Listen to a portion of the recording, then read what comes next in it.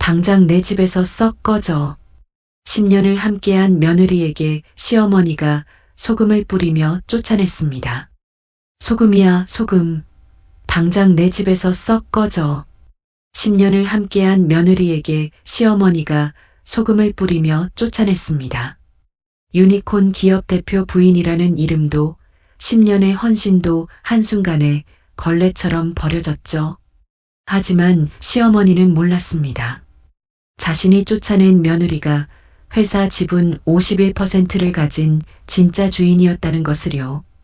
더군다나 2조 8천억 원의 자산가였다는 사실도 말이죠. 소금 한 봉지로 시작된 복수가 어떻게 시어머니의 인생을 송두리째 무너뜨리는지 지켜보시겠습니까? 사연 시작 전 구독과 좋아요를 눌러주시고 어디서 듣고 계신지 댓글 남겨주시면 그곳으로 행운이 가득 깃들기를 바라겠습니다. 오늘의 사연 시작합니다.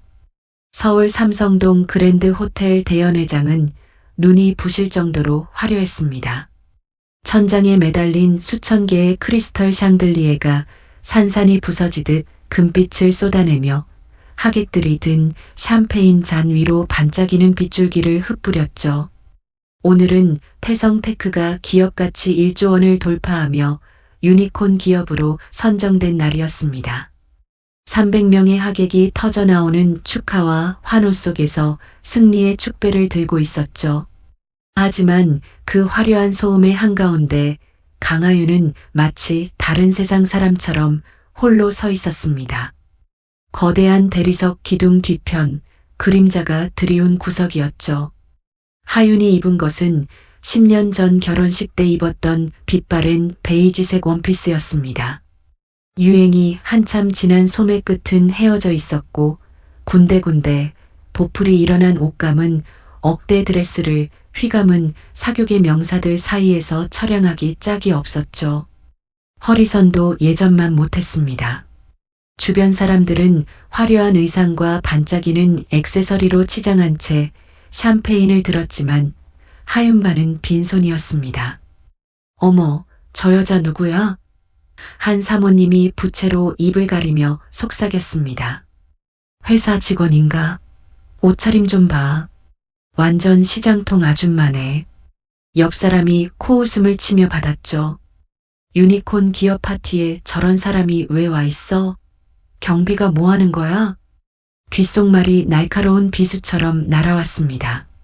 하윤은 고개를 숙이고 손톱이 손바닥 살을 파고들 정도로 주먹을 꽉 쥐었지만 그 고통조차 느껴지지 않았죠. 바로 그때였습니다. 하윤아, 거기서 뭐해? 날카롭고 차가운 목소리가 연회장을 가로질렀습니다. 우아한 클래식 선율이 흐르던 공간에 칼날 같은 고함이 울려 퍼지자 사람들의 시선이 일제히 하윤에게 쏠렸습니다. 진경이 63세였죠. 하윤의 시어머니였습니다. 경희는 온몸에 명품을 도배한 채 성큼성큼 다가왔습니다. 금색 시퀀스가 박힌 드레스를 입고 목에는 진주 목걸이를 2겹이나 걸고 있었죠. 손목에는 3천만 원짜리 명품 시계가 번쩍였습니다. 그녀는 샴페인을 든 손으로 하윤을 가리키며 큰 소리로 내뱉었습니다. 아이고, 어디서 구질구질한 냄새가 나나 했더니 경희의 목소리가 점점 커졌습니다. 너한테서 가난뱅이 냄새가 파티장 전체에 진동을 하는구나. 썩은 냄새가 여기까지 풍기네. 주변 하객들이 웅성거리기 시작했습니다. 저 사람이 누구래? 한 남자가 물었습니다. 사장님 어머니신데 왜 저러시지? 다른 사람이 고개를 갸웃했죠. 설마 태성 대표 부인? 에이 설마 저렇게 초라한 사람이? 경희는 사람들의 수군거림을 즐기듯 하윤에게 더 가까이 다가가 그녀의 팔을 거칠게 낚아챘습니다. 아야. 하윤이 작게 신음했습니다. 경희의 붉게 칠해진 손톱이 하윤의 가느다란 팔을 파고들었거든요. 싸구려 냄새가 파티 분위기 다 망친다고. 경희가 코를 킁킁거리며 얼굴을 찌푸렸습니다. 이 귀한 자리에 어디서 이런 걸레 같은 옷을 입고 나타나. 창피해서 얼굴을 들 수가 없네. 경희는 하윤의 원피스 소매를 손가락 끝으로 집어 올리며 코를 찡긋거렸습니다. 마치 더러운 쓰레기라도 만진 듯한 표정이었죠. 그리고는 하윤을 연회장 구석으로 끌고 가면서 사람들이 힐끔힐끔 쳐다봤습니다. 누군가는 고개를 돌렸고 누군가는 비웃음 섞인 표정으로 수군거렸습니다. 어머님, 저는 그냥... 하윤이 작은 목소리로 말하려 했습니다. 그냥 뭐가 그냥이야? 경희의 목소리가 한층 더 날카로워졌습니다. 하윤의 얼굴이 새빨개지며 수치심이 목까지 타올랐죠. 저도 태성이 아내인데요. 하윤이 떨리는 목소리로 말했습니다. 저도 이 파티에 올 자격이... 아내? 경희가 큰 소리로 코웃음을 쳤습니다. 그 소리가 주변 사람들의 시선을 더욱 끌어당겼죠. 네가 10년 동안 뭘 했는데? 응? 밥이나 해주고 빨래나 했지. 경희가 하윤의 어깨를 거칠게 밀었습니다. 그게 뭐 대단한 거라도 돼? 우리 태성이가 얼마나 큰 사람인데. 경희의 손가락이 하윤의 가슴을 찔렀습니다. 유니콘 기업 대표라고. 1조 원짜리 회사 대표님이시라고. 근데 아내가 이따위 옷을 입고 나타나면 너 하나 때문에 우리 아들 격이 떨어진다는 생각은 안 하니? 어머님. 하윤의 눈가에 눈물이 맺혔습니다. 됐어. 내 얼굴 보기 싫으니까 저리 가 있어. 경희가 손을 휘저었습니다. 아니, 아예 집에 가. 당장 여기서 썩 사라져. 경희가 돌아서서 다른 하객들에게 환한 미소를 지었죠. 마치 방금 전 일이 없었던 것처럼 우아하게 웃으며 인사를 건넸습니다. 어머, 진 사모님. 오늘 정말 멋지세요. 한 부인이 인사했습니다. 아이고, 고마워요. 우리 아들이 큰일을 해냈잖아요. 얼마나 자랑스러운지 몰라요. 경희가 교태를 부리듯 말했습니다. 하윤은 그 자리에 얼어붙은 채 손이 떨리고 입술을 깨물었죠. 눈물이 핑 돌았지만 참았습니다. 참아야 해. 여기서 울면 안 돼. 절대. 하윤은 고개를 들었습니다. 연회장 중앙 무대에 불이 켜졌습니다. 그리고 그곳에 한 남자가 올라섰습니다. 윤태성, 38살이었죠. 하윤의 남편이었습니다.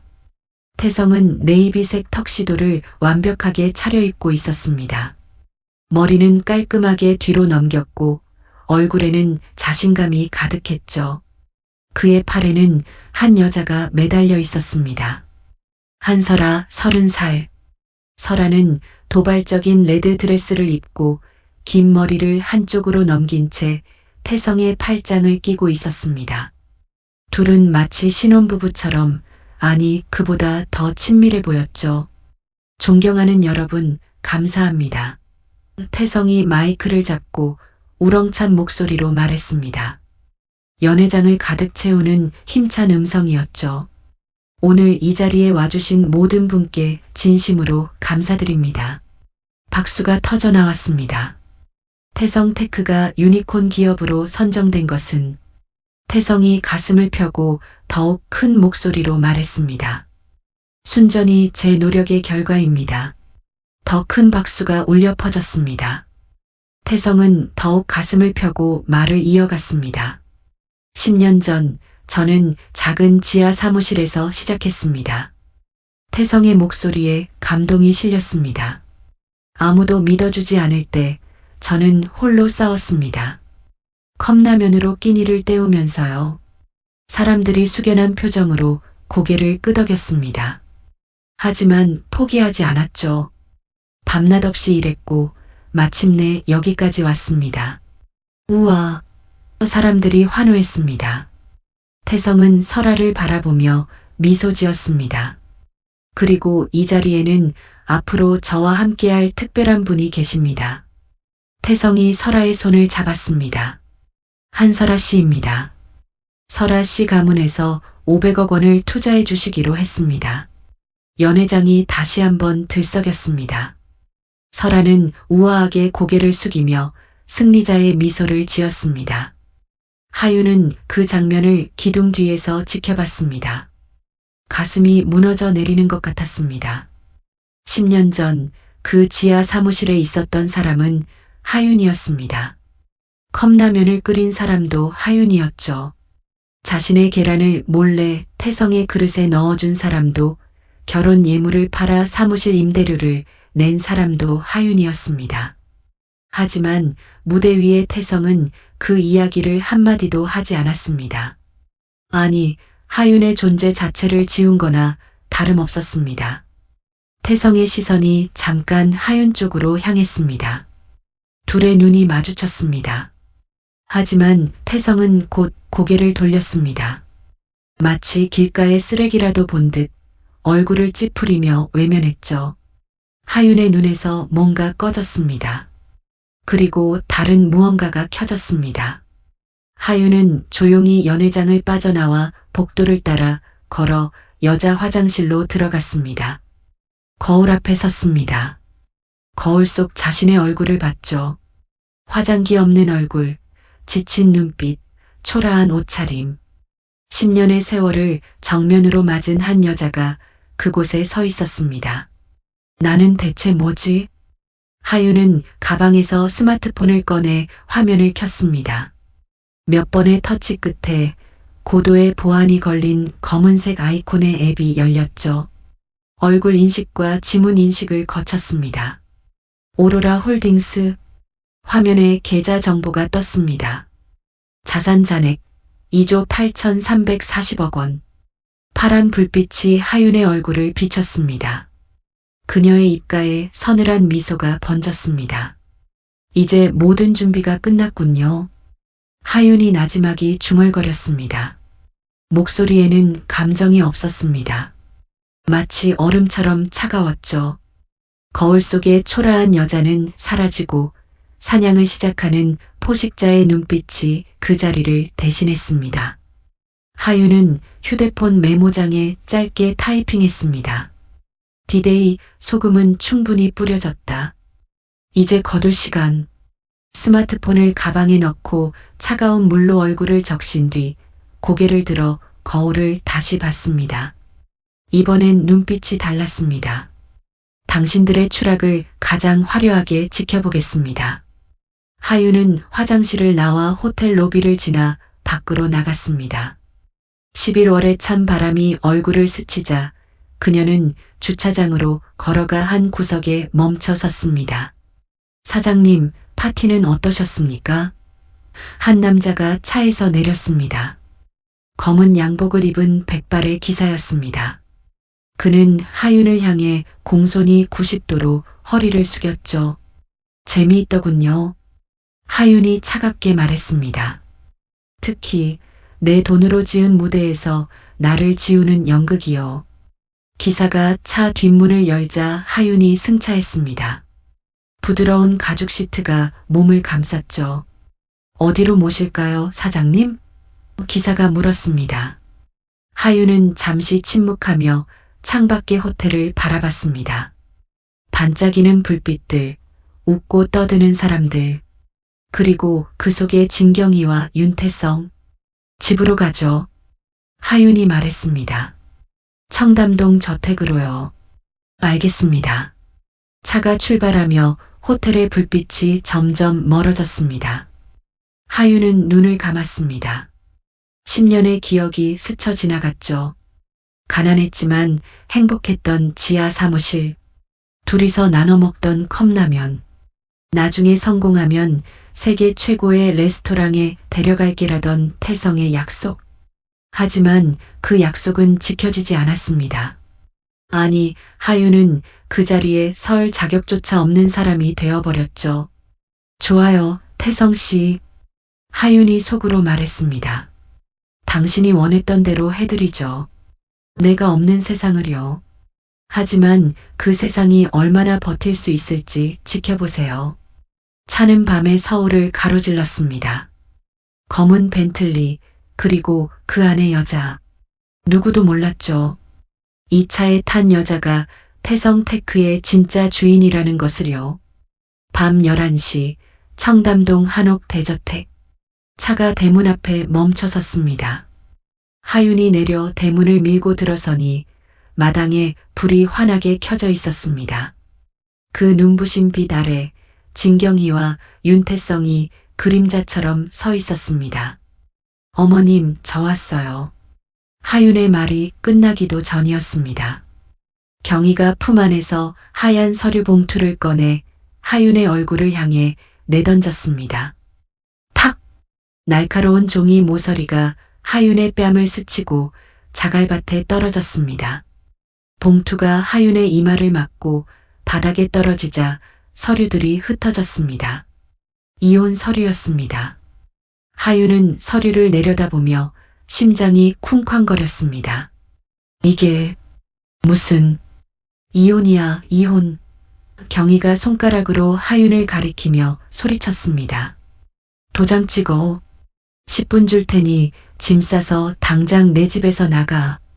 태성은 그 옆에서 팔짱을 낀 채 바닥에 떨어진 서류를 턱끝으로 가리켰습니다. 하윤아, 설아 씨 집안에서 500억 투자를 확정지었어. 태성이 차갑게 말했습니다. 회사가 살려면 너 같은 걸림돌은 치워야 해. 걸림돌. 그 단어가 하윤의 가슴을 찔렀습니다. 500억 투자가 저보다 소중한가요? 하윤이 떨리는 목소리로 물었습니다. 우리가 보낸 10년이 고작 그 정도 가치였냐고요. 10년? 태성이 비웃었습니다. 코웃음을 치며 한 걸음 다가왔죠. 10년 동안 먹여 살려줬으면 됐잖아. 태성의 목소리가 점점 커졌습니다. 더 이상 구질구질하게 굴지 마. 보기 싫어. 태성은 한 걸음 더 다가와 하윤의 어깨를 거칠게 밀쳤습니다. 중심을 잃은 하윤은 날카로운 자갈이 깔린 마당으로 고꾸라졌습니다. 아! 무릎이 돌에 찍혀 스타킹이 찢어지고 붉은 피가 배어 나왔습니다. 하지만 태성은 쓰러진 아내를 내려다보며 차갑게 뱉었습니다. 내 인내심도 여기까지야. 태성이 주머니에서 만년필을 꺼내 하윤 앞에 던졌습니다. 어서 도장 찍어. 안 그러면 길바닥에 알거지로 내쫓을 테니까. 하윤은 피가 흐르는 무릎을 움켜쥐고 천천히 몸을 일으켰습니다. 자갈밭에 떨어진 만년필을 집어들고 거침없이 서류에 자신의 이름을 써내려갔습니다. 강하윤. 정갈한 글씨 끝에 붉은 인장을 찍고 서류를 태성의 발밑으로 던졌습니다. 또각. 작은 소리였지만 마당에 크게 울렸습니다. 잘했어. 경희가 만족스럽게 고개를 끄덕이더니 부엌 입구에 미리 준비해 두었던 봉지를 들고 달려 나왔습니다. 1kg짜리 굵은 소금 봉지였습니다. 어디서 눈을 부릅떠. 경희가 소리를 질렀습니다. 부정탄년이 들어와서 우리 집안 기운만 다 빼놓고. 경희가 광기 어린 표정으로 소리쳤습니다. 눈이 뒤집힌 듯 했죠. 나가려면 깨끗하게 씻고 나가야지. 경희는 소금 봉지를 거칠게 찢어 하윤의 머리 위로 쏟아부었습니다. 싹! 하얀 소금 알갱이들이 비처럼 쏟아지며 하윤의 머리카락과 검은 원피스를 뒤덮었습니다. 소금이 눈에 들어가 따가웠고 입술이 짠맛에 얼얼했습니다. 자갈 위로 흩뿌려진 소금은 하윤의 무릎에서 흐른 핏방울을 머금어 기괴한 분홍빛으로 물들어갔습니다. 물러가라. 물러가. 경희가 계속해서 소금을 뿌렸습니다. 이 집에서 당장 나가. 다시는 이 집 문턱 넘을 생각도 마라. 하윤의 검은 구두가 하얗게 변했습니다. 태성은 팔짱을 끼고 그 모습을 지켜봤습니다. 추악한 광경을 즐기듯 주머니에 손을 넣고 서 있었죠. 하윤은 자신을 덮은 소금을 털어내지 않고 그저 그 자리에 서 있었습니다. 소금이 머리카락 사이로 옷깃 사이로 파고들며 온몸이 하얗게 변했죠. 이게 끝이구나. 하유는 생각했습니다. 10년의 끝이 이런 모습이구나. 하유는 천천히 고개를 들었습니다. 소금 알갱이가 머리카락에서 떨어져 뺨을 타고 흘러내렸죠. 그리고 하유는 발을 움직였습니다. 마당 한가운데 깨진 액자가 있었습니다. 10년 전 결혼식 사진이 든 액자였죠. 경희가 먼저 던져놓은 것이었습니다. 하유는 그 액자 위에 소금 묻은 구두를 올렸습니다. 으드득 유리가 부서지는 소리가 마당에 울렸습니다. 소금 묻은 구두가 액자를 짓밟으며 사진 속 웃고 있던 태성의 얼굴에 금이 갔습니다. 뭐해? 경희가 소리쳤습니다. 하유는 경희를 똑바로 쳐다봤습니다. 차갑게 빛나는 눈빛이었습니다. 제가 이 집에서 가져갈 건 없습니다. 하윤이 조용히 말했습니다. 목소리에는 감정이 없었죠. 옷도, 돈도, 추억도요. 그래. 당연하지. 경희가 비웃었습니다. 네가 뭘 가져가겠다고. 하윤은 고개를 돌려 태성을 봤습니다. 태성 씨, 한 가지만 기억하세요. 하윤의 목소리가 낮게 깔렸습니다. 당신들이 지금 뿌린 이 소금이 조만간 당신들의 인생을 절여버리는 독이 되어 돌아갈 겁니다. 하윤이 나지막이 말했습니다.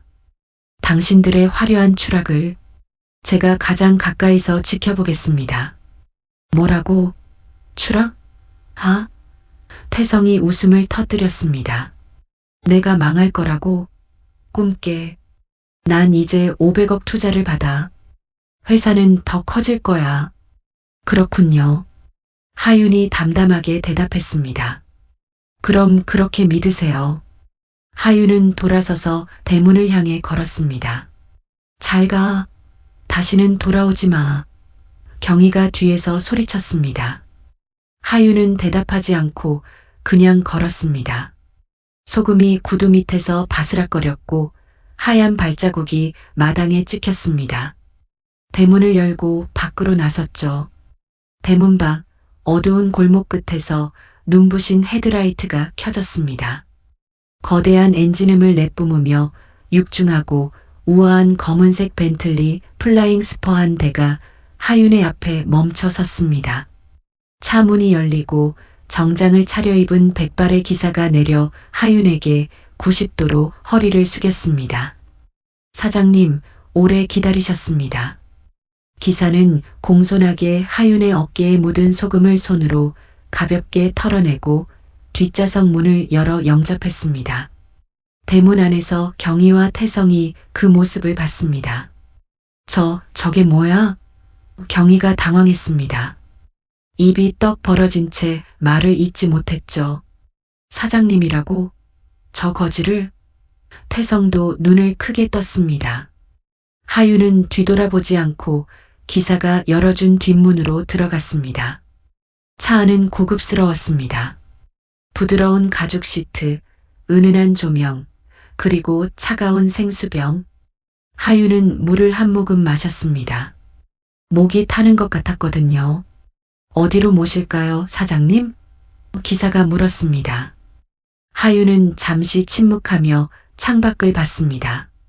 대문 안에서 경희와 태성이 어리둥절한 표정으로 서 있었죠.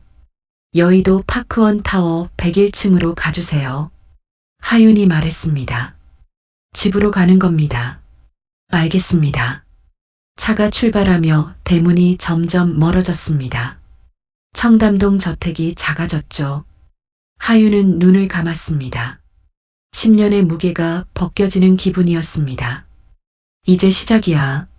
하윤은 속으로 중얼거렸습니다. 진짜 내 인생이 시작되는 거야. 같은 시각 청담동 저택 마당에서 불길이 치솟고 있었습니다. 진경이는 하윤이 방 안에 남겨두고 간 낡은 옷가지와 신발들을 마당 한복판에 쌓아두고 불을 질렀습니다. 잘 탄다. 잘 타. 경희가 불길을 보며 손뼉을 쳤습니다. 아이고, 속 시원해. 이렇게 시원할 수가 없네. 경희가 불길 주위를 돌며 환호했습니다. 이 구질구질한 것들을 태워버려야 우리 집안에 진짜 복이 들어오지. 코트, 원피스, 스웨터. 10년간 하윤이 입었던 옷들이 불길에 휩싸였습니다. 매캐한 연기가 밤하늘로 피어올랐죠. 엄마, 이제 그만하세요. 태성이 거실에서 나오며 말했습니다. 벌써 다 태웠잖아요. 아니야. 아직 남은 게 있어. 경희가 거절했습니다. 아직 다 안 끝났어.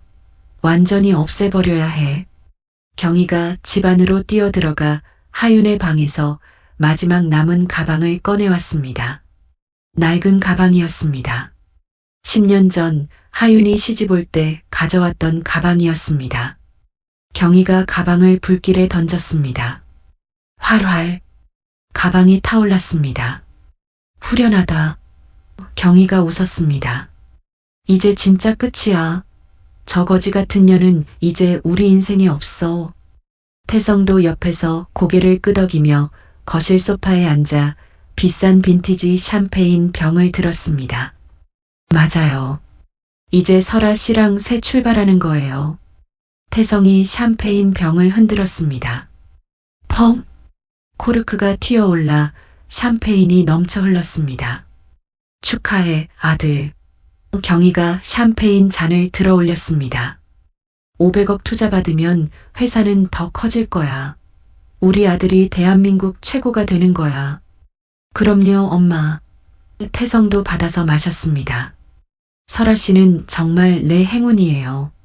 하윤이 그 답답한 여편네랑 살 때는 상상도 못했던 일이죠. 그래, 그래야지. 경희가 고개를 끄덕였습니다. 이제야 내 인생이 진짜 유니콘처럼 날아오르는 거야. 둘은 불길을 보며 웃었습니다.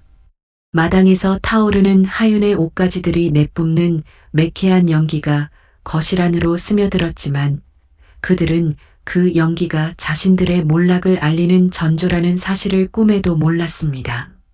새벽 1시 여의도 파크원 타워. 벤틀리는 한강의 물결을 따라 여의도의 마천루 사이를 가로질렀습니다.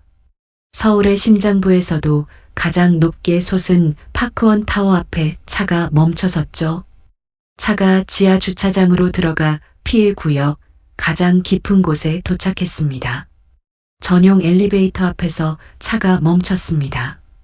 도착했습니다, 사장님. 기사가 문을 열었습니다. 하윤이 내렸습니다. 엘리베이터는 특별했습니다. 일반 엘리베이터가 아니었습니다. 검은 대리석으로 된 문에 금색 손잡이가 달려 있었죠. 보안 요원들이 일제히 허리를 굽혔습니다. 하윤은 엘리베이터 옆 패널에 손을 댔습니다. 삐삐빅. 지문 인식이었습니다. 파란불이 들어왔죠. 강하윤 대표님 환영합니다. 기계음이 들렸습니다. 문이 열렸습니다. 하윤이 들어가니 엘리베이터 안에는 버튼이 하나밖에 없었습니다. 100일이라고 쓰인 버튼이었죠. 버튼을 눌렀습니다. 문이 닫히며 엘리베이터가 올라가기 시작했습니다. 1층, 10층, 30층. 숫자가 빠르게 올라갔습니다. 하윤은 거울에 비친 자신을 봤습니다. 머리카락에 아직 소금이 묻어 있었습니다. 옷도 하얗게 더러워져 있었죠. 잘 됐어. 하윤은 생각했습니다. 이 모습을 기억해야지. 절대 잊으면 안 돼. 띵. 101층에 도착했습니다. 문이 열리자 하윤의 눈앞에 거대한 펜트하우스가 펼쳐졌습니다. 천장이 5m는 되어 보였습니다. 정면에는 통유리창이 있었고 그 너머로 한강이 보였죠. 야경이 반짝이고 있었습니다. 바닥은 하얀 대리석이었습니다. 빛을 반사해서 거울처럼 빛났죠. 그리고 천장 한가운데에는 샹들리에가 매달려 있었습니다. 스와로브스키 크리스털로 만든 3억 원짜리 샹들리에였습니다. 수천 개의 크리스털이 감지 센서에 의해 일제히 불을 밝혔죠. 그 찬란한 빛은 하윤의 옷에 묻은 비참한 소금 알갱이들을 보석처럼 빛나게 만들었습니다.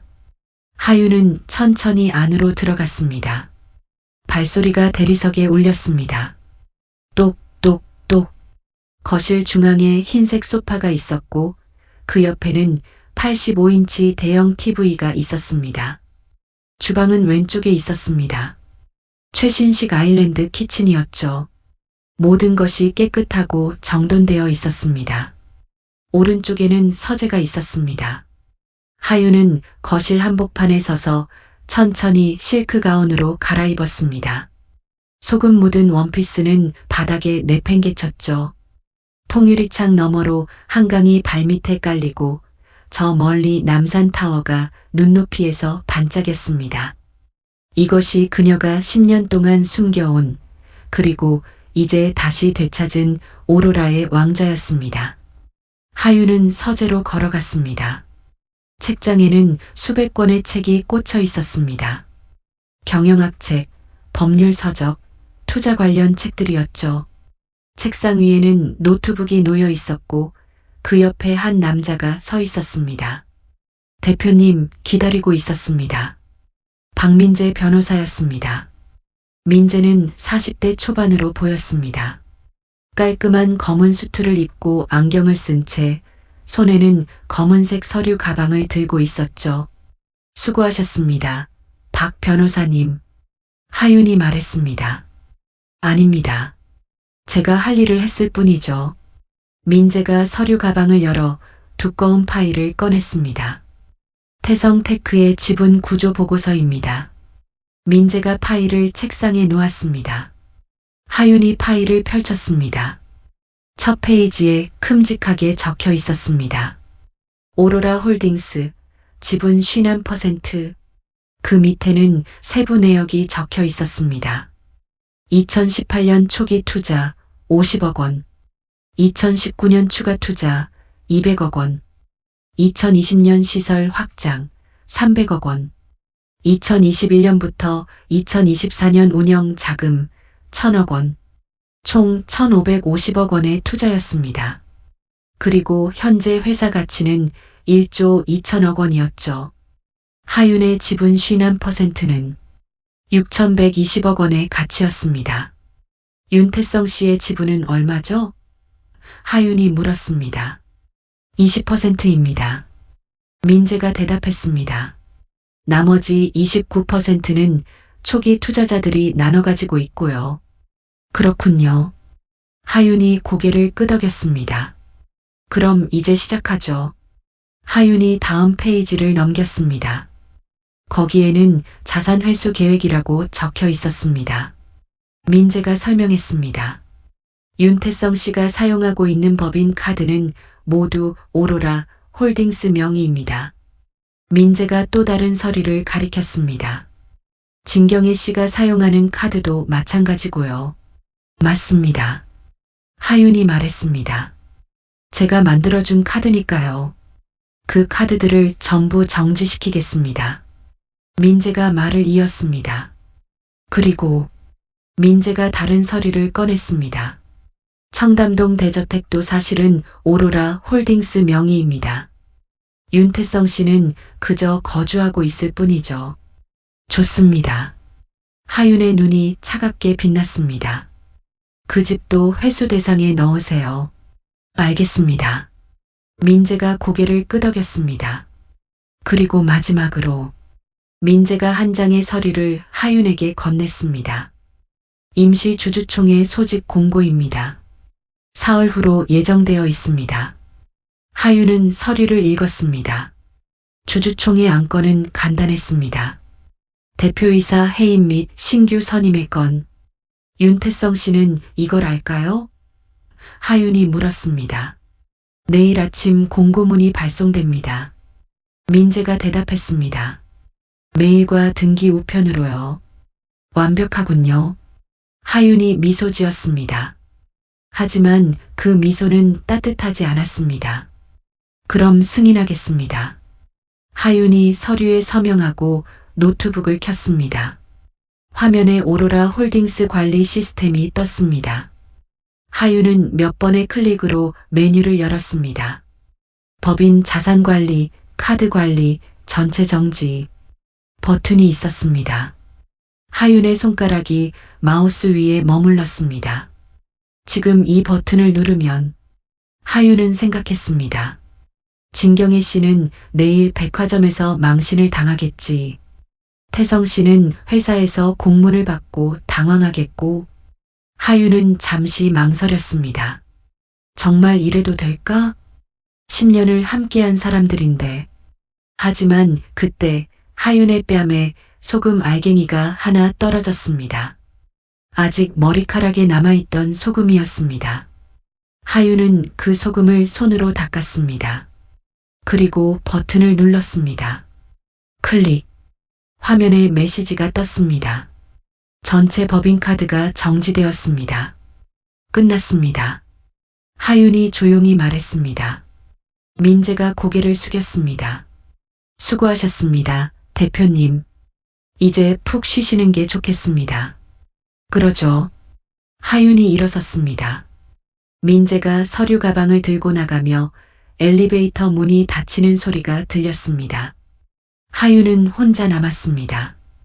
펜트하우스는 조용했습니다. 샹들리에의 불빛만 은은하게 빛났죠. 하윤은 통유리창 앞으로 걸어갔습니다. 한강이 내려다 보였습니다. 강 위로 다리의 불빛이 반짝였고 멀리 남산타워도 보였습니다. 그리고 저 너머 어딘가에 청담동 저택이 있었죠. 하윤은 창밖을 바라보며 나지막이 중얼거렸습니다.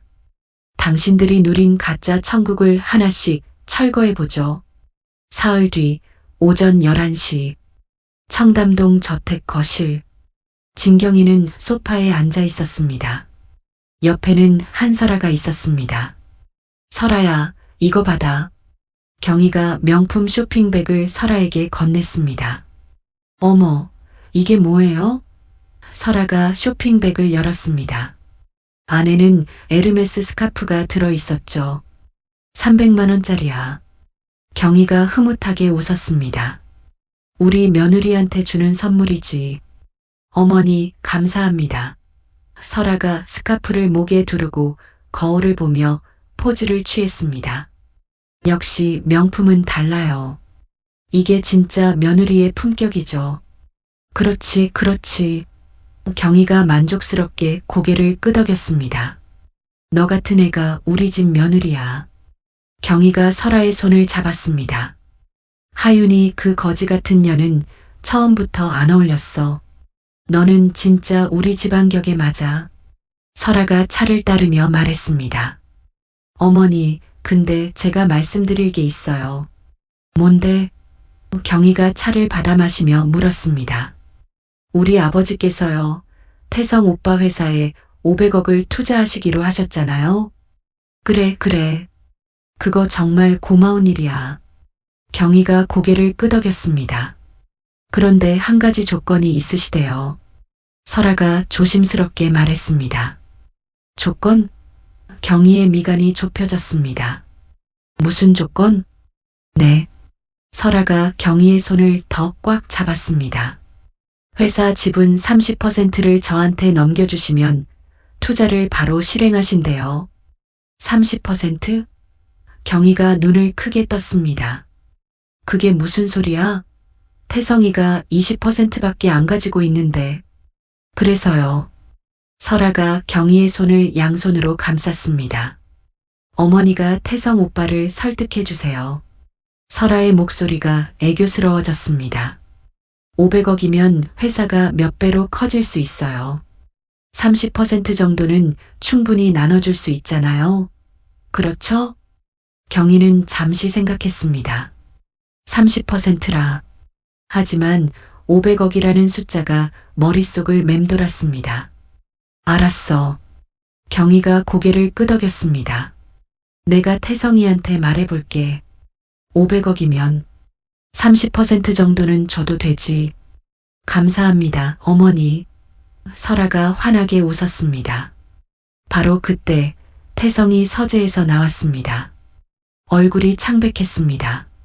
손에는 서류가 들려 있었죠. 엄마, 이것 좀 봐요.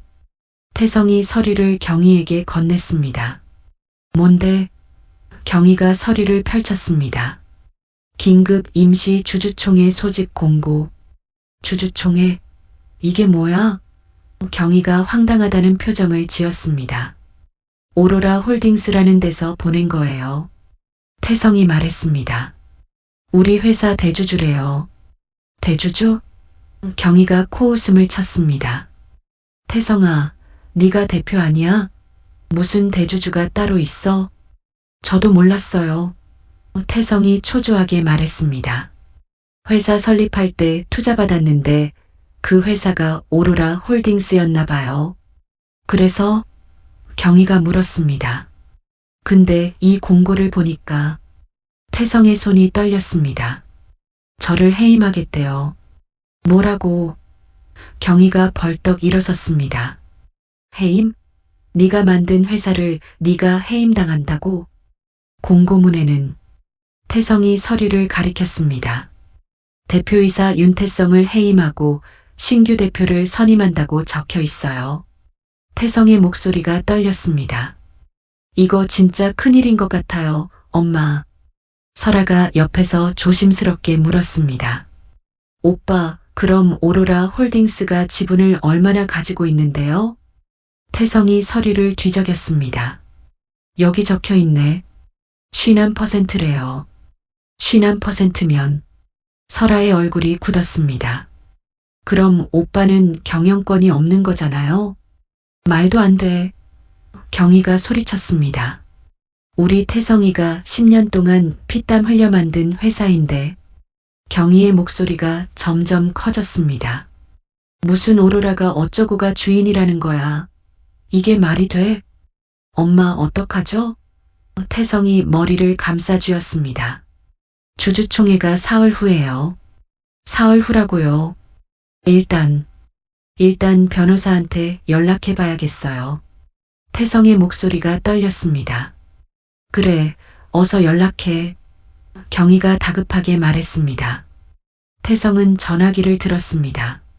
하지만 손이 떨려서 번호를 제대로 누르지 못했죠. 설아는 그 모습을 보며 속으로 생각했습니다. 50%? 이거 생각보다 복잡한데? 하지만 설아는 태연한 척 미소를 지었습니다. 오빠 걱정 마세요. 설아가 태성의 손을 잡았습니다. 우리 아버지가 500억 투자해 주시면 오로라 홀딩스도 무시 못할 거예요. 그렇겠지? 태성이 희망을 품었습니다. 그럼 설아야, 내 아버지한테 빨리 연락해줘. 태성이 설아의 손을 꽉 잡았습니다. 투자 계약을 최대한 빨리 진행하자. 제발. 알았어요, 오빠. 설아가 고개를 끄덕였습니다. 하지만 설아의 눈빛은 차가웠습니다. 500억? 우리 집에 그런 돈이 어디 있어. 설아가 속으로 비웃었습니다. 하지만 30% 지분만 받아내면 그걸로 충분해. 팔아치우면 되니까. 같은 시각 여의도 파크원 101층. 하윤은 서재에 앉아 있었습니다. 노트북 화면에는 청담동 저택의 내부가 보였습니다. 태성이 서류를 들고 당황하는 모습이 보였죠. 경희가 소리치는 모습도요. 예상대로네요. 박민재 변호사가 옆에서 말했습니다. 윤태성 씨가 당황하고 있습니다. 당연하죠. 하윤이 차를 한 모금 마셨습니다. 10년 동안 자기가 주인인 줄 알았을 테니까요. 그런데 대표님, 한설아라는 여자가 신경 쓰입니다. 민재가 다른 서류를 꺼냈습니다. 조사 결과가 나왔습니다. 하윤이 서류를 받아 읽었습니다. 한설아 신원조사 보고서. 본명 한설아 나이 30살 가족. 부친 한진수 파산. 모친 사망재산. 없음 부채. 30억 원 사채 전과. 자기죄 2건. 사기꾼이군요. 하윤이 냉소를 지었습니다. 500억 투자? 웃기는 소리네요. 하윤이 서류를 내려놓았습니다. 이 사람 빚만 30억인데. 맞습니다. 민재가 고개를 끄덕였습니다. 한설아는 윤태성 씨에게 접근해서 지분을 빼앗으려는 것 같습니다. 지분을 빼앗아서 팔아치우겠죠. 하윤이 고개를 끄덕였습니다. 하지만 그것도 제 계획에 포함되어 있어요. 네. 민재가 놀란 표정을 지었습니다. 대표님, 그게 무슨... 한설아가 범죄를 저지르게 놔두세요. 하윤이 조용히 말했습니다. 그래야 한꺼번에 무너뜨릴 수 있으니까요. 민재는 하윤의 차가운 눈빛을 보며 등골이 오싹했습니다. 알겠습니다, 대표님. 하윤은 다시 화면을 봤습니다. 저택 안에서 태성과 설아가 서로 이야기하는 모습이 보였습니다. 준비는 끝났어요. 하윤이 나지막이 말했습니다. 이제 진짜 게임이 시작됩니다. 다음 날 오후 2시 강남구 신사동 갤러리아 백화점. 진경이는 VIP 라운지에 앉아 있었습니다. 온몸에 명품을 휘감은 채 거들먹거리는 자세로 소파에 깊숙이 몸을 묻고 있었죠. 그녀의 앞에는 매장 직원이 조심스럽게 꺼내온 수백만 원대의 한정판 에르메스 가방이 놓여 있었습니다. 아이고, 우리 설아가 안목이 좋아. 경희는 주변 다른 사모님들이 들으라는 듯 목소리를 높였습니다. 이런 귀한 걸 나한테 딱 추천해주고. 역시 명문가 딸은 다르다니까? 근처에 앉아있던 사모님들이 고개를 끄덕이며 맞장구를 쳤습니다. 어머, 진 사모님. 좋은 며느리 만나셨네요. 한 부인이 부러운 듯 말했습니다. 아이고, 그럼요. 경희가 어깨를 으쓱하며 자랑했습니다. 500억 투자금 들고 온 명문가 딸이에요. 우리 집 며느리. 경희가 가방을 쓰다듬으며 말했습니다. 역시 사람은 급이 맞아야 한다니까요. 예전에 우리 집에 있던 며느리는 시장통 냄새만 났는데 지금 새로 들어온 애는 진짜 다르더라고요. 명품을 입어도 품격이 달라요. 그렇죠, 그렇죠. 명문가는 다르죠. 다른 사모님이 맞장구 쳤습니다. 자, 이걸로 긁어줘요. 경희는 의기양양하게 가방에서 태성 테크의 법인카드를 꺼내 직원에게 건넸습니다. 한도 걱정은 하지 말고. 우리 회사 카드는 한도가 엄청나거든요. 직원은 공손하게 카드를 받아 단말기에 꽂았습니다. 잠시 후 띠리리링. 기분 나쁜 경고음이 라운지의 우아한 클래식 음악 사이를 찍고 울려 퍼졌습니다. 직원의 표정이 미묘하게 변했습니다. 고객님. 직원이 조심스럽게 말했습니다. 카드가 승인이 안 되는데요? 경희의 얼굴이 굳었습니다. 그럴 리가 있나? 다시 해봐요. 그게 어떤 카드인데? 경희가 목소리를 높였습니다. 직원이 다시 한번 카드를 긁었지만 결과는 똑같았습니다. 화면에는 빨간색 글씨로 선명하게 떠올랐습니다. 사용 정지 및 대주주 요청에 의한 자산 동결. 직원은 이제 이전의 공손함을 지우고 차가운 눈빛으로 경희를 바라봤습니다. 고객님, 한도 초과가 아니라 사용 정지 상태입니다. 직원의 목소리가 냉랭해졌습니다. 대주주 측에서 법인 자산 보호를 위해 전면 동결 신청을 했다고 나오네요. 경희의 얼굴이 창백해졌습니다. 혹시 다른 결제 수단 있으신가요? 직원이 무표정하게 물었습니다. 주변에 앉아있던 다른 VIP 사모님들이 부채로 입을 가리며 수군거리기 시작했습니다. 어머, 저 여자 아까 엄청 유세 떨더니 사기꾼이었나 봐. 그러게. 500억 며느리? 다 거짓말이었네. 법인카드가 정지될 정도면 회사 망한 거 아니야? 쪽팔려라. 저러고도 어떻게 여기 올 낯짝이 있어? 비웃음 섞인 수군거림이 파도처럼 밀려왔습니다. 경희의 얼굴이 붉다 못해 검게 타들어갔습니다. 평생을 꿈꿔온 귀부인의 위상이 단 몇 초 만에 쓰레기통으로 처박히는 순간이었죠. 저기, 잠깐만요. 경희의 목소리가 떨렸습니다. 지금 우리 아들한테 전화. 고객님, 다른 고객분들도 기다리고 계십니다. 매니저가 냉정하게 말했습니다. 결제가 안 되시면 자리를 비켜주세요. 지금 뭐라고 했어요? 경희가 믿을 수 없다는 표정으로 물었습니다. 나한테 비키라고? 네. 매니저가 단호하게 대답했습니다. 다른 고객님들께 폐가 되고 있습니다. 경희는 가방을 팽개치듯 내려놓고 도망치듯 라운지를 빠져나왔습니다. 뒤에서 웃음소리가 들렸습니다. 저 사람 진짜 웃겨. 명품 사겠다고 저렇게 큰 소리 쳤는데 카드 막힌 거 봐. 완전 망신이네.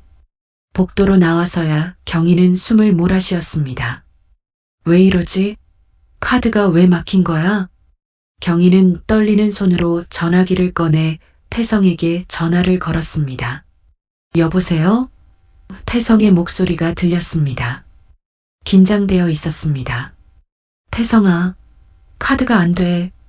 경희가 다급하게 소리쳤습니다. 법인 카드가 전부 막혔어. 내가 백화점에서 망신당했다고. 엄마도요? 태성의 목소리가 떨렸습니다. 나도 아까 주유소에서 카드가 안 됐어요. 뭐, 너도? 경희가 눈을 크게 떴습니다. 어떻게 된 거야? 지금 회사에 공문이 왔어요. 태성의 목소리가 점점 커졌습니다. 오로라 홀딩스에서 법인 자산 전면 회수 조사를 한대요. 자산 회수? 그게 무슨? 경희가 당황해서 물었습니다. 엄마, 이거 진짜 큰일이에요. 태성이 거의 울먹이는 목소리로 말했습니다. 회사 계좌도 다 동결됐어요. 직원들 월급도 못 줘요. 뭐라고? 경희의 머릿속이 하얘졌습니다. 바로 그때 누군가 경희의 어깨를 툭 쳤습니다. 실례합니다, 손님. 백화점 경비였습니다. 지금 VIP 라운지에서 소란을 피우셨다는 신고가 들어왔는데요. 경비가 무표정하게 말했습니다. 사과를 하시든지 아니면 출입 금지 조치를 취해야 할 것 같습니다. 뭐라고요? 경희가 믿을 수 없다는 표정을 지었습니다. 저한테 출입 금지를 하겠다고요? 경희의 목소리가 떨렸습니다. 제가 누군지 알아요? 유니콘 기업 대표 어머니라고요. 죄송합니다만 규정이 그렇습니다. 경비가 무표정하게 말했습니다. 지금 나가주시겠습니까? 아니면 보안팀을 부를까요? 경희는 그 자리에서 비틀거렸습니다.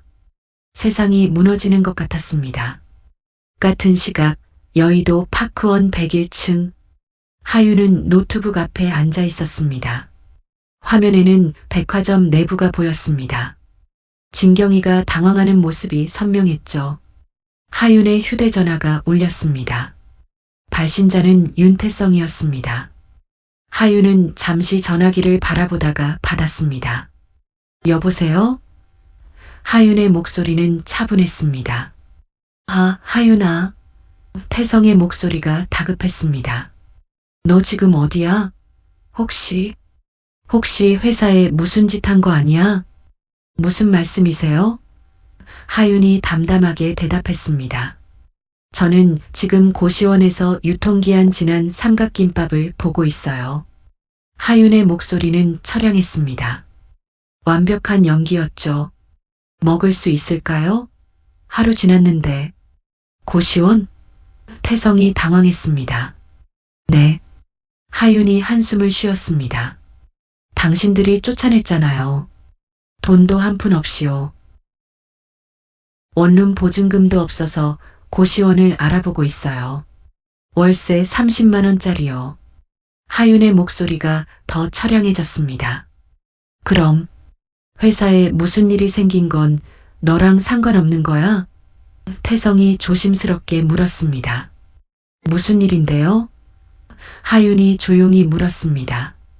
법인 카드가 다 정지됐어. 태성의 목소리가 떨렸습니다. 회사 계좌도 동결됐고 직원들이 난리야. 그건 저도 모르는 일이에요. 하윤이 차분하게 말했습니다. 전 이제 당신 인생과 아무 상관없는 사람이잖아요.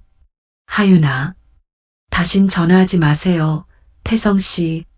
하윤이 전화를 끊었습니다. 그리고 창밖을 바라봤습니다. 강 너머 청담동 방향을요. 입가에 차가운 미소가 번졌습니다. 이제 시작이에요, 진경희 씨. 윤태성 씨. 하윤이 나지막이 중얼거렸습니다. 당신들이 저한테 준 소금, 이제 100배로 돌려드릴 차례예요. 그날 밤 강남의 한 카페. 한설아는 휴대전화로 계좌를 확인했습니다. 잔액은 고작 8만 원이었죠. 젠장. 설아는 속으로 욕을 했습니다. 윤태성, 그 멍청한 놈. 회사가 거덜나고 있는데 지분은 무슨 지분을 넘겨받아. 설아는 태성에게 지분 30%를 받아내려 했습니다. 하지만 오로라 홀딩스의 개입으로 모든 것이 꼬여버렸죠. 500억 투자? 웃기는 소리. 설아가 커피를 마시며 생각했습니다. 우리 집에 그런 돈이 어디 있어. 그냥 지분만 받아서 팔아치우려고 했는데. 망했네. 설아의 휴대전화가 울렸습니다. 사채업자였습니다. 한설아 씨, 이번 주까지 3천만 원 안 갚으면 큰일 나는 거 알죠? 남자의 목소리가 협박조였습니다. 알아요, 알아. 설아가 짜증 섞인 목소리로 대답했습니다. 며칠만 더 기다려주세요. 며칠? 남자가 비웃었습니다. 이미 3달 넘게 기다렸어요. 이번 주 금요일까지 안 갚으면 그때는 진짜. 설아가 전화를 끊어버렸습니다. 손이 떨렸습니다. 돈을 구해야 해. 어떻게든. 설아는 생각했습니다. 강하윤. 그 여자는 어디 갔을까? 설아는 며칠 전 대문에서 본 장면을 떠올렸습니다. 하윤이 벤틀리를 타고 떠나던 모습이요. 이상해. 쫓겨난 주제에 왜 그런 차를 타고 갔지? 설아가 눈을 가늘게 떴습니다. 혹시 저 여자가 돈이 있는 거 아닐까? 설아는 궁금증을 참을 수 없었습니다. 어디 사는지 알아내야겠어. 다음 날 밤 새벽 2시 여의도 파크원 타워 지하 1층. 한설아는 청소부 유니폼을 입고 있었습니다. 파란색 작업복에 마스크를 썼죠. 빌딩 청소 알바 구인 광고를 봤을 때부터 수상했어. 설아는 생각했습니다. 여의도 최고급 빌딩인데 왜 청소부를 급하게 구하지? 혹시 강하윤이 여기 있는 거 아닐까? 설아는 청소 도구를 든 척하며 엘리베이터에 올랐습니다. 101층 버튼을 눌렀습니다. 101층은 관계자 외 출입 금지인데요. 옆에 있던 경비가 말했습니다. 아, 저기 청소 요청이 들어왔다고 해서요. 설아가 태블릿을 보여줬습니다. 가짜 업무 지시서였죠. 알겠습니다. 경비가 고개를 끄덕였습니다.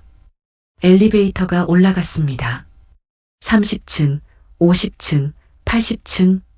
설아의 심장이 빠르게 뛰었습니다. 띵! 101층에 도착했습니다. 문이 열렸습니다. 설아는 조심스럽게 밖으로 나왔습니다. 복도는 조용했습니다. 은은한 조명만 켜져 있었죠. 정면에 거대한 문이 있었습니다. 설아는 문고리를 잡았습니다. 잠겨 있지 않았습니다. 왜 안 잠갔지? 설아는 의아했지만 일단 문을 밀었습니다. 문이 열렸습니다. 그리고 설아의 눈앞에 거대한 펜트하우스가 펼쳐졌습니다. 와! 설아는 탄성을 질렀습니다. 천장의 샹들리에, 대리석 바닥, 통유리창 너머의 야경. 모든 것이 눈부셨습니다. 이게 강하윤이 사는 곳이라고? 설아는 믿을 수 없었습니다. 저 여자가 이런 데서 살았어? 거실을 지나 서재로 갔습니다. 책상 위에 노트북이 있었습니다. 뭔가 있을 거야. 돈 있는 증거가. 설아는 책상 서랍을 열기 시작했습니다. 첫 번째 서랍에는 서류들이 있었습니다. 계약서, 보고서 같은 것들이었죠. 두 번째 서랍에는 검은 수첩이 있었습니다. 이게 뭐지?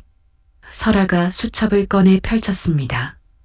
비트코인 지갑 복구 코드, 숫자와 영어가 빼곡하게 적혀 있었습니다. 비트코인? 설아의 눈이 반짝였습니다. 이게 진짜라면 대박이잖아. 설아는 수첩을 가방에 넣으려 했습니다. 그때였습니다. 찾으셨나요? 뒤에서 차가운 목소리가 들렸습니다. 설아가 깜짝 놀라 돌아봤습니다. 강하윤이 서 있었습니다. 실크 가운을 입고 있었죠. 머리카락은 한쪽으로 넘겨져 있었고 얼굴에는 냉소가 가득했습니다. 아, 하윤 씨? 설아가 당황해서 말했습니다. 여기가 하윤 씨 집이었어요? 그렇네요. 하윤이 천천히 다가왔습니다. 그런데 설아 씨, 왜 남의 집에 무단 침입하셨죠? 아, 이건 설아가 변명하려 했습니다. 청소하러 온 거예요. 청소. 하지만 하윤이 손을 들어 막았습니다. 변명은 됐어요.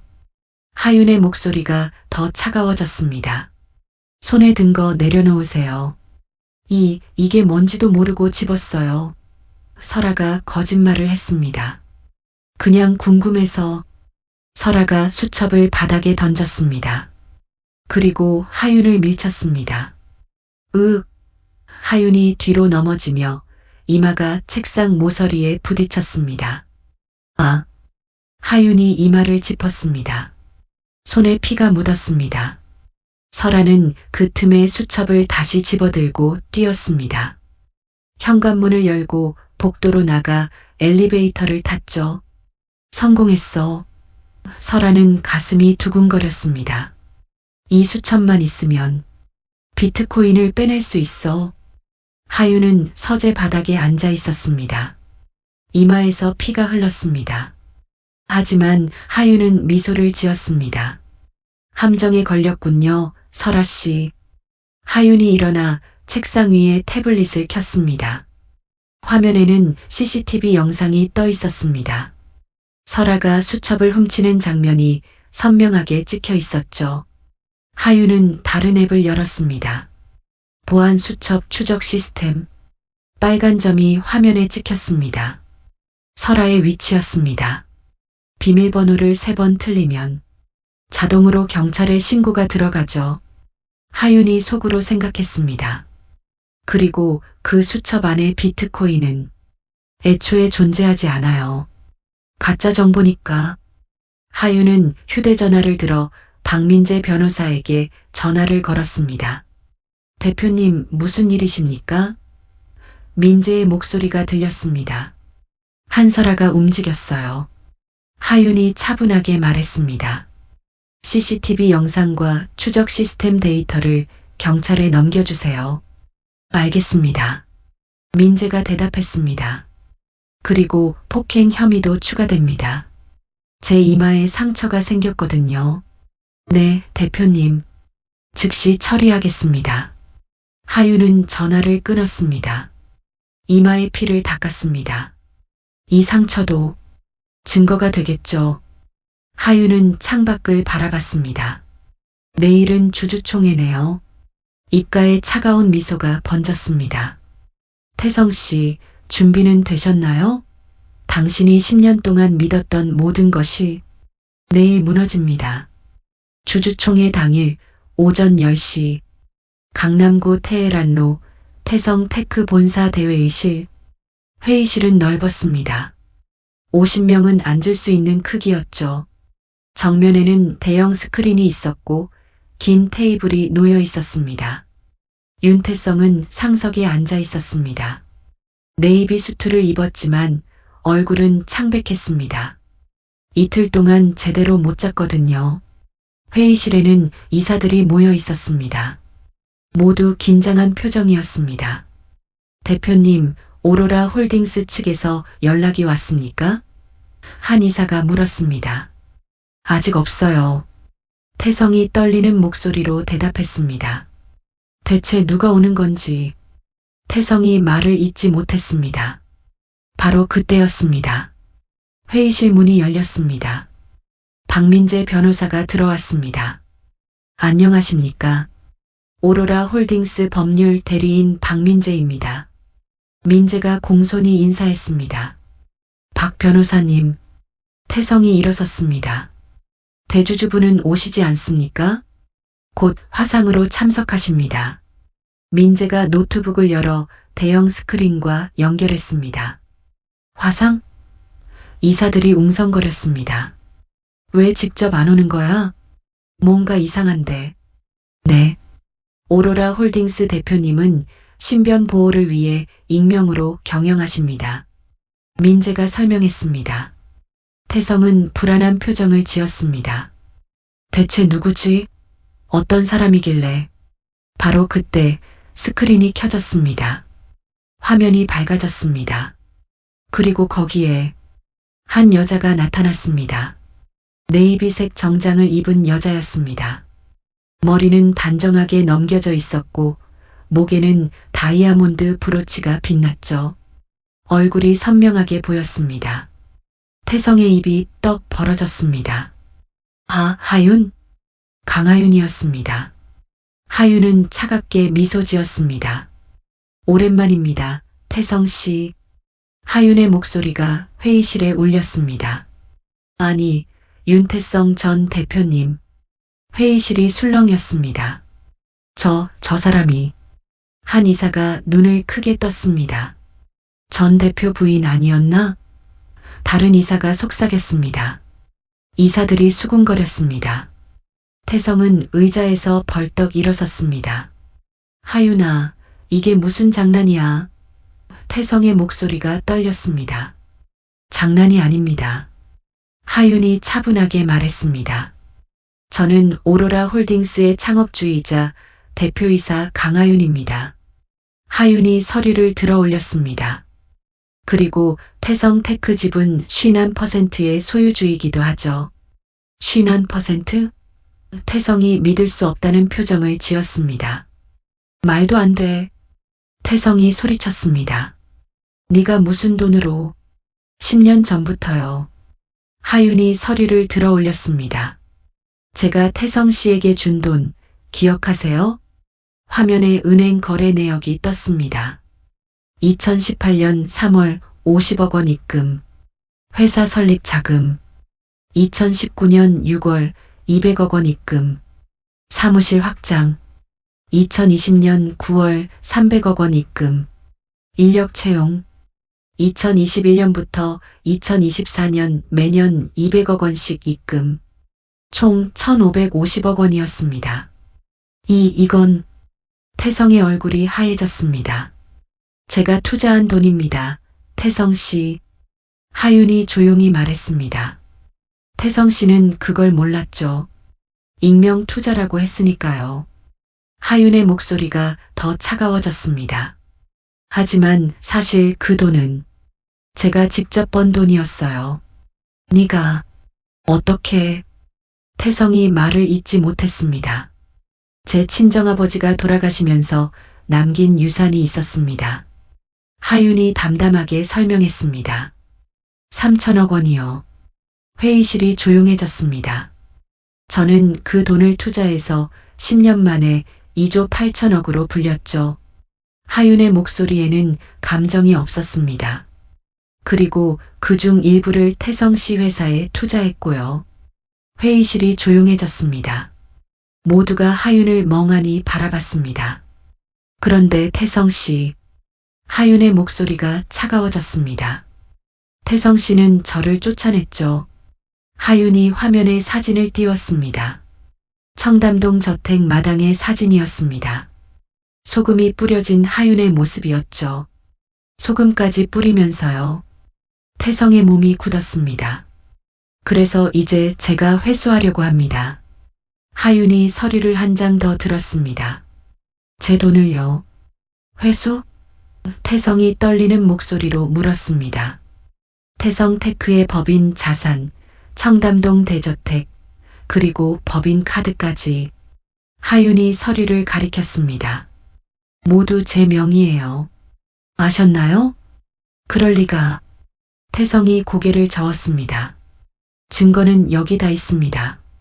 박민재 변호사가 두꺼운 파일을 테이블에 내려놓았습니다. 이사들이 서류를 펼쳤습니다. 놀라는 표정들이었습니다. 이게 전부 오로라 홀딩스 명의네요. 한 이사가 말했습니다. 대표님이 소유한 게 아니라. 다른 이사가 중얼거렸습니다. 태성은 주저앉았습니다. 다리에 힘이 풀렸거든요. 그럼 난 대체 뭐였어? 태성이 떨리는 목소리로 물었습니다. 그냥 바지 사장? 맞습니다. 하윤이 냉정하게 대답했습니다. 태성 씨는 10년 동안 제 돈으로 대표 행세를 한 거예요. 하윤의 목소리가 더 낮아졌습니다. 이제 그게 끝난 거고요. 태성의 얼굴이 일그러졌습니다. 하윤아. 태성이 울먹이는 목소리로 말했습니다. 우리 10년이 아무것도 아니었어? 10년? 하윤이 비웃었습니다. 태성 씨가 먼저 지운 거잖아요. 하윤의 목소리가 차갑게 울렸습니다. 파티에서, 무대에서, 집에서 전 그냥 똑같이 돌려드리는 거예요. 하윤이 일어섰습니다. 카메라가 하윤의 전신을 비췄습니다. 우아하고 차갑고 압도적이었습니다.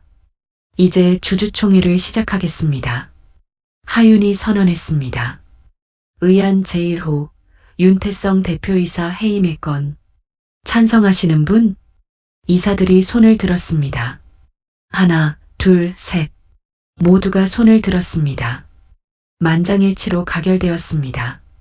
민재 변호사가 기록했습니다. 태성은 그 자리에 무너져 책상에 머리를 박고 흐느꼈습니다. 하윤아, 제발. 태성의 목소리가 떨렸습니다. 다시 생각해줘. 나 없으면 회사가. 그만하세요, 태성 씨. 하윤이 차갑게 말했습니다. 울어도 소용없어요. 이미 끝났으니까요. 하윤은 화면을 끄려고 했습니다. 하지만 마지막으로 한마디만 더 했습니다. 아, 그리고 설아 씨에게 전해주세요. 설아? 태성이 고개를 들었습니다. 경찰이 곧 체포하러 갈 거예요. 하윤이 조용히 말했습니다. 절도죄와 폭행죄로요. CCTV에 다 찍혔거든요. 뭐? 태성이 충격을 받았습니다. 하윤은 더 이상 말하지 않았습니다. 화면이 꺼졌습니다. 회의실에는 태성의 흐느끼는 소리만 남았습니다. 다음 날 오후 2시 청담동 한옥 대저택. 진경이는 아들이 실신해 병원에 실려갔다는 소식도 모른 채 마당에서 새로 산 명품 구두를 닦고 있었습니다. 쾅, 쾅, 쾅. 대문을 부술 듯한 고함과 함께 법원 집행관 5명이 들이닥쳤습니다. 뭐야? 경희가 밍크 코트를 휘날리며 달려나왔습니다. 누구 허락받고 내 신성한 집 마당에 발을 들여. 경희가 손가락으로 집행관들을 가리키며 소리쳤습니다.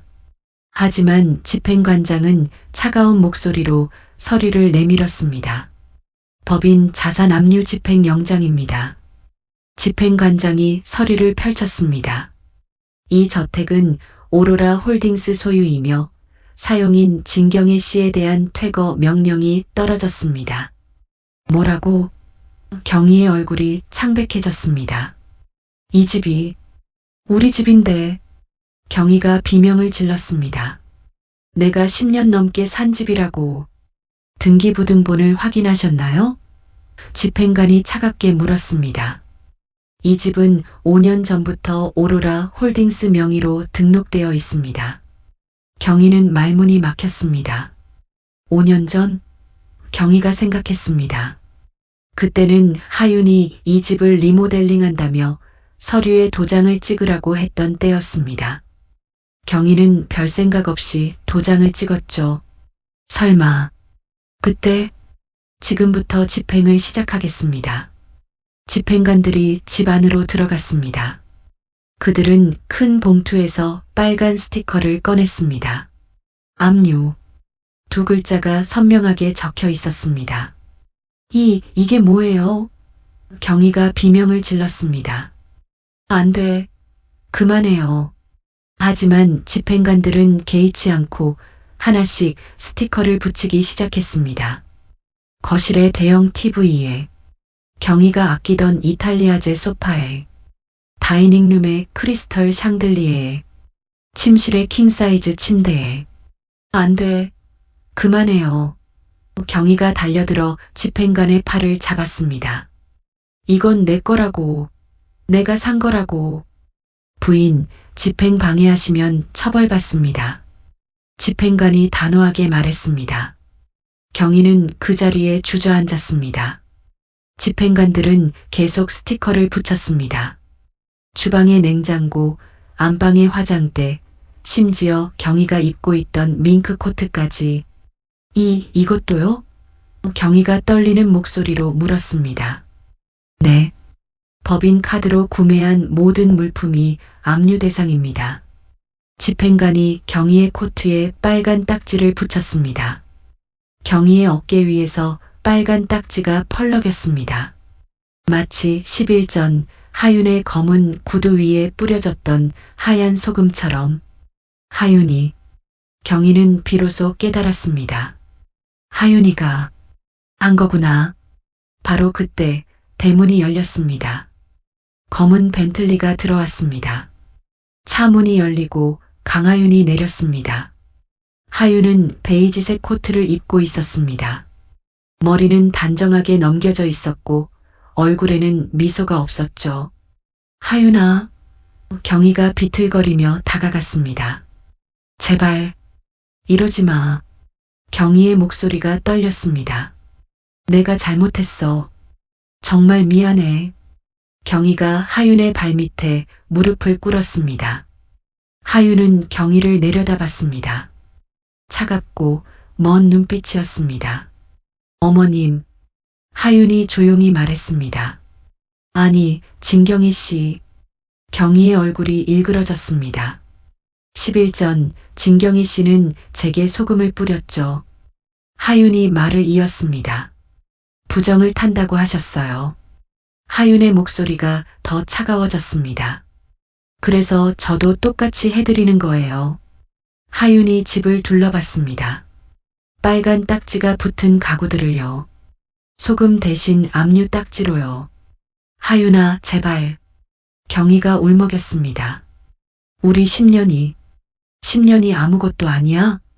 10년? 하윤이 차갑게 웃었습니다. 진경희 씨가 먼저 지우셨잖아요. 하윤의 목소리가 낮게 깔렸습니다. 소금으로, 불로, 욕설로.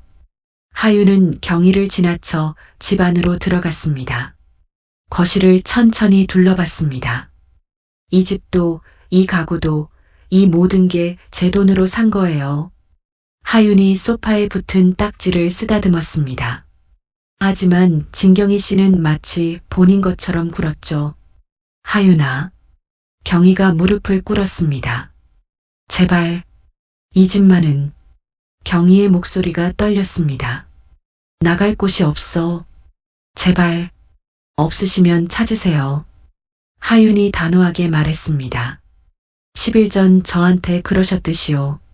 하윤은 돌아서서 밖으로 나갔습니다. 집행관님, 수고하셨습니다. 네, 대표님.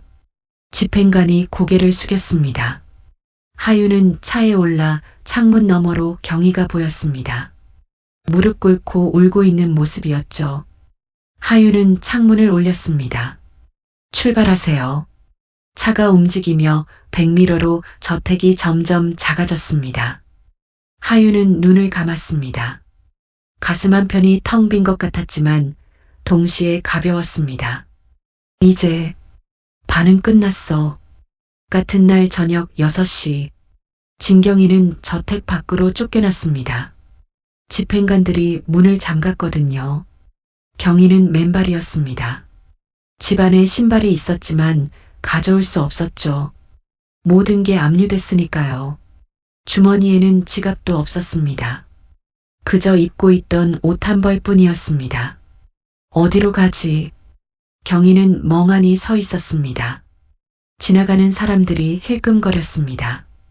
저 사람 왜 맨발이야? 한 사람이 속삭였습니다. 길에서 쫓겨난 건가? 다른 사람이 수군거렸습니다.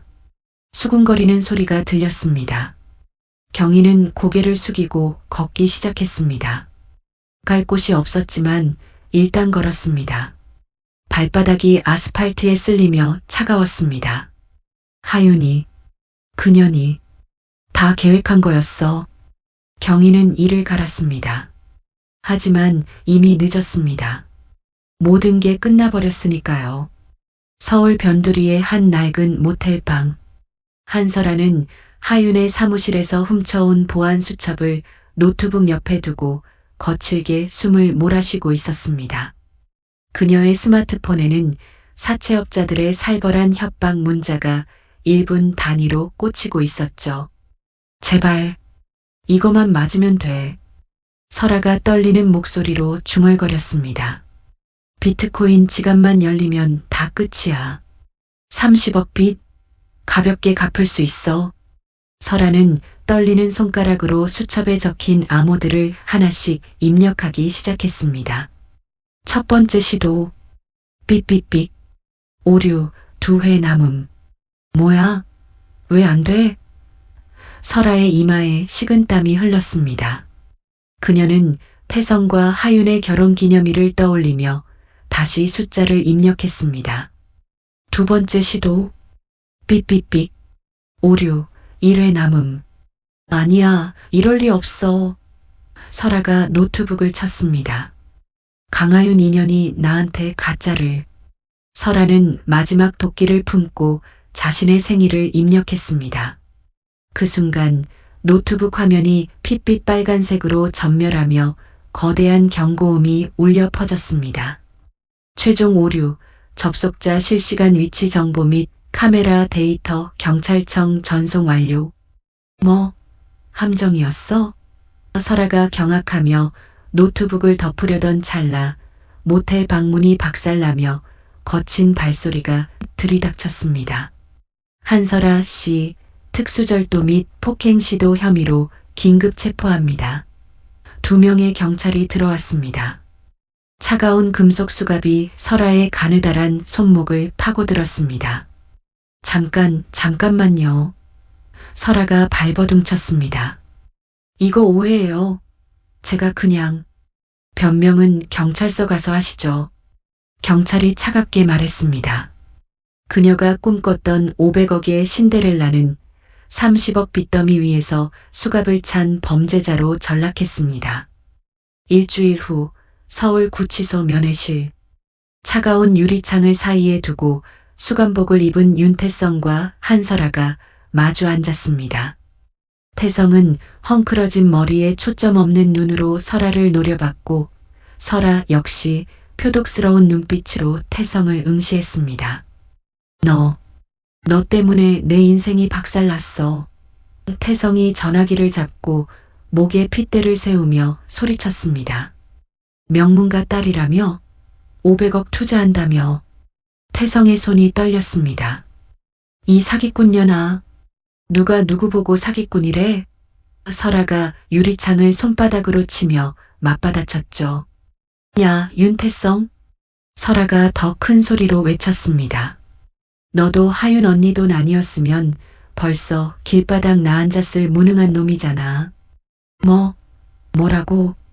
태성이 의자를 박차고 일어섰습니다. 너 같은 놈 믿고 도박한 내 손가락을 자르고 싶다. 설아가 소리쳤습니다. 뭐라고? 이 독사 같은 년이. 태성이 유리창에 침을 뱉으며 발악했습니다. 너 같은 년 때문에 내 인생이. 닥쳐. 설아가 전화기를 내려쳤습니다. 너나 잘해. 무능력자. 두 사람은 면회 시간이 끝날 때까지 서로의 머리채를 잡으려 허공을 휘저으며 악담을 퍼부었습니다. 교도관이 들어와서야 둘은 떨어졌습니다. 사랑이라 믿었던 탐욕의 껍데기가 벗겨지자 그곳에는 오직 서로를 갉아먹는 짐승들의 악취만이 남았습니다. 한 달 후 재판이 열렸습니다. 판사가 판결문을 읽었습니다. 피고인 윤태성, 횡령죄로 징역 3년을 선고합니다. 안 돼요. 태성이 소리쳤습니다. 저는 억울합니다. 조용히 하세요. 판사가 단호하게 말했습니다. 피고인 한설아, 절도죄 및 폭행죄로 징역 2년을 선고합니다. 판사님, 설아가 울부짖었습니다. 제발 다시 한번. 하지만 판사는 망치를 두드렸습니다.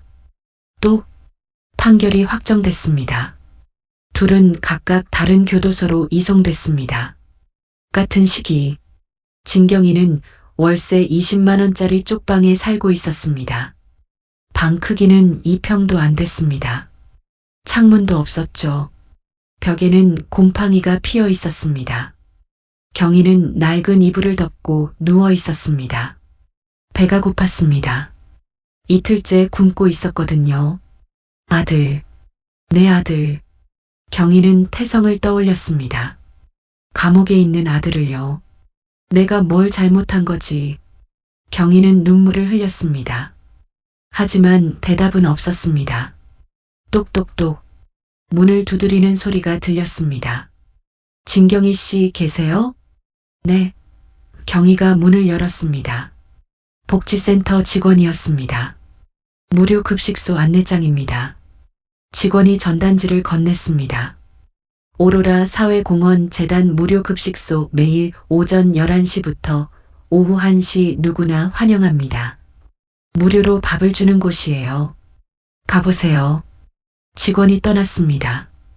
경이는 전단지를 받습니다. 오로라. 어디서 들어본 이름이었습니다. 아, 하윤이 회사. 경이는 전단지를 구겼습니다.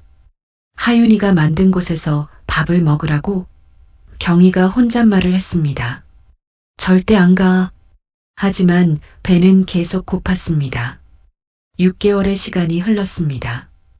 태성테크는 전문 경영인 체제로 전환되었고 하윤은 자신의 지분을 바탕으로 오로라 사회공헌재단을 설립했습니다.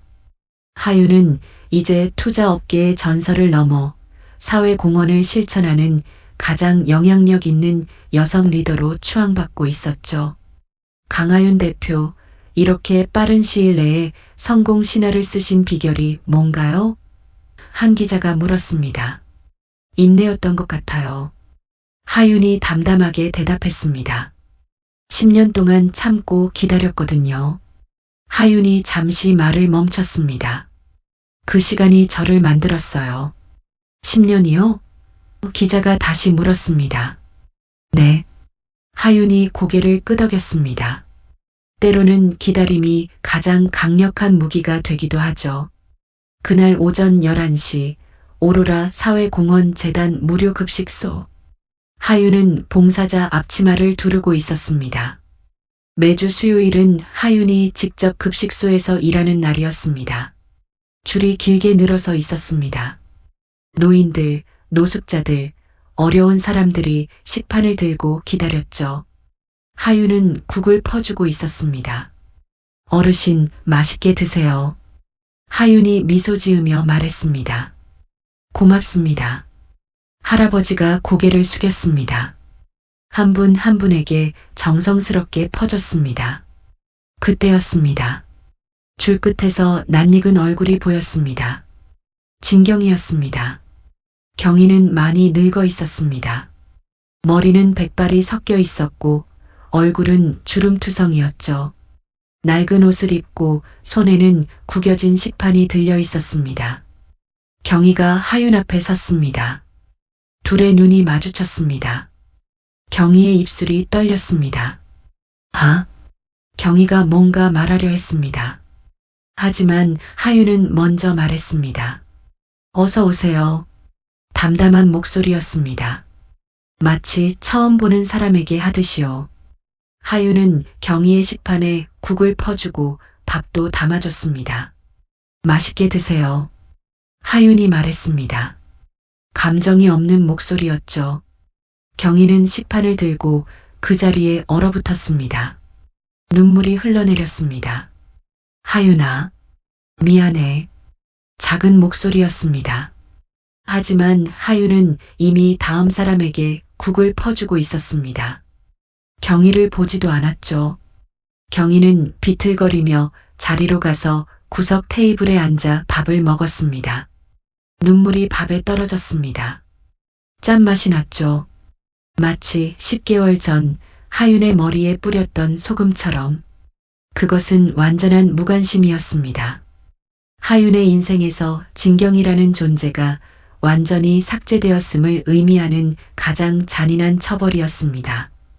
그날 저녁 여의도 파크원 101층. 하윤은 창가에 서 있었습니다. 와인잔을 들고 있었습니다. 한강 위로 석양이 지고 있었습니다. 주황빛 하늘이 아름다웠죠. 하윤은 와인을 한 모금 마셨습니다. 끝났구나. 하윤은 생각했습니다. 10년의 인내가 10일의 모욕이 그리고 6개월의 응징이 모두 끝났어. 하윤은 휴대전화를 꺼내 사진첩을 열었습니다. 거기에는 10년 전 사진이 하나 있었습니다. 지하 사무실에서 컵라면을 먹던 사진이었죠. 하윤과 태성이 함께 웃고 있었습니다. 하윤은 그 사진을 한참 바라봤습니다.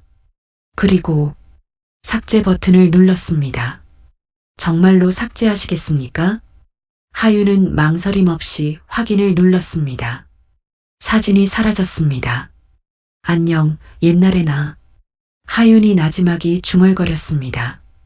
그리고 안녕, 윤태성. 하윤은 휴대전화를 내려놓고 다시 와인잔을 들었습니다. 창밖을 바라봤죠. 이제부터는 나를 위해 살아야지. 하윤이 혼잣말을 했습니다. 누군가의 그림자가 아니라 내 인생의 주인공으로. 하윤은 와인잔을 높이 들어 올렸습니다. 석양을 향해요. 건배. 하윤이 말했습니다. 새로운 시작을 위해 와인을 마셨습니다. 달콤하고 부드러웠습니다. 10년간 참았던 눈물의 맛은 없었습니다. 이제는 자유의 맛만 있었죠. 하윤은 미소 지었습니다. 진짜 미소였습니다. 101층 창가에서 혼자서 하지만 완전하게. 강하윤은 비로소 자유로웠습니다. 2년 후 윤태성은 출소했습니다. 작은 원룸에서 혼자 살고 있었습니다. 편의점 야간 알바를 하며 하루하루를 버텼죠. 가끔 하윤의 기사를 봤습니다. 전설의 투자자 강하윤, UN 사회공헌상 수상 오로라, 재단, 10,000명에게 일자리 제공. 태성은 그 기사들을 보며 눈물을 흘렸습니다. 내가 지켰어야 할 사람이었는데. 태성이 중얼거렸습니다. 내가 뭘 한 거지. 하지만 이미 늦었습니다. 한설아는 출소 후 사라졌습니다. 어디로 갔는지 아무도 몰랐습니다. 진경이는 여전히 쪽방에 살았습니다. 매주 수요일이면 오로라 급식소에 갔습니다. 하윤과 눈이 마주칠 때마다 고개를 숙였죠. 한 번도 말을 걸지 못했습니다. 그저 밥을 받아먹을 뿐이었습니다. 강하윤은 101층에서 도시를 내려다봤습니다. 여전히 혼자였지만 외롭지 않았습니다. 충만했습니다. 다 지나갔네요. 하윤이 중얼거렸습니다. 소금도 눈물도 분노도. 하윤은 새로운 프로젝트 파일을 열었습니다. 차세대 여성 리더 양성 프로그램. 이제는 다른 사람들을 도울 시간이야. 하윤이 미소 지으며 말했습니다. 키보드를 두드리기 시작했습니다. 101층 창가로 아침 해가 떠올랐습니다. 새로운 하루가 시작되었죠. 강하윤의 진짜 인생이. 그녀는 더 이상 누군가의 아내도 누군가의 며느리도 아니었습니다. 오직 자신만의 빛으로 세상을 비추는 오로라의 여왕이었습니다. 한강의 물결 위로 부서지는 아침 햇살이 하윤의 평온한 미소 위로 축복처럼 쏟아졌습니다. 10년의 인내가 빚어낸 가장 화려하고 우아한 승리의 아침이 밝아오고 있었습니다.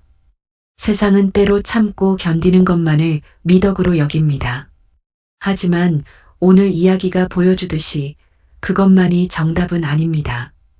부당한 대우에 당당히 맞서는 것, 자신의 가치를 지키기 위해 싸우는 것, 그것 역시 우리가 가져야 할 중요한 용기입니다. 하윤은 10년을 참았지만 결국 자신을 지켰습니다. 소금을 뿌린 그들에게 정의를 보여줬죠. 진실은 언젠가 반드시 밝혀지고 잘못은 반드시 그 대가를 치르게 됩니다.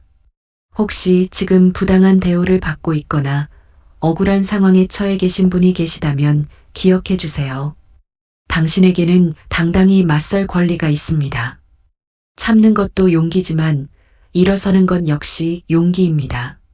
당신의 존엄은 지켜져야 마땅합니다. 힘든 시간을 보내고 계신 모든 분들, 조금만 더 힘내시길 바랍니다. 이야기를 끝까지 들어주신 분이 계시다면 잘 들었다고 댓글 하나만 남겨주세요. 감사합니다.